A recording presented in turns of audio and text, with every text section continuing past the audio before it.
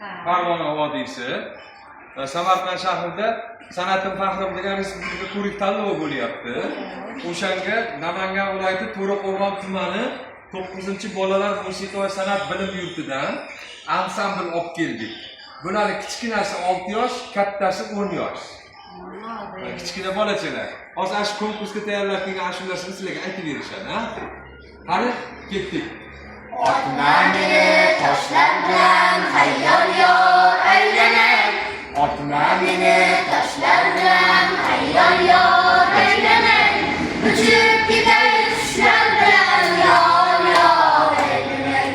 Uchib ketay qushlar bilan yor yor aylanay. Qushlar ketsin men ketmayman hayyor yor aylanay. Qushlar ketsin men ketmayman hayyor yor aylanay. Ko'zing to'lsin yoshlar bilan yor yor aylanay. Ko'zing to'lsin yoshlar bilan yor yor aylanay. Qo'y keladi qo'zi bilan hayyor yor aylanay. Qo'y keladi qo'zi bilan hayyor yor aylanay. Bir-birini izi bilan yor yor aylanay. Bir-birini izi bilan yor yor aylanay. Bir-birini izi bilan hayyor yor aylanay. Bir-birini izi bilan hayyor yor aylanay. Hamsoyani qizlar ko'r yor yor aylanay. Hamsoyani qizlar ko'r yor yor aylanay. Do'st yali yali yali do'st. Do'st yali do'st. Yallo yashar kunlar. Do'st yali yali yali do'st. Do'st yali do'st.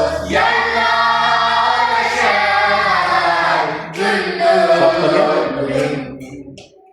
Yallo yashar kunlar.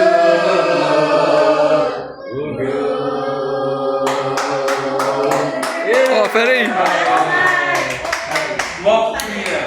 Birinchi o'rinlarni olaylik, ha, iloyim. Amin.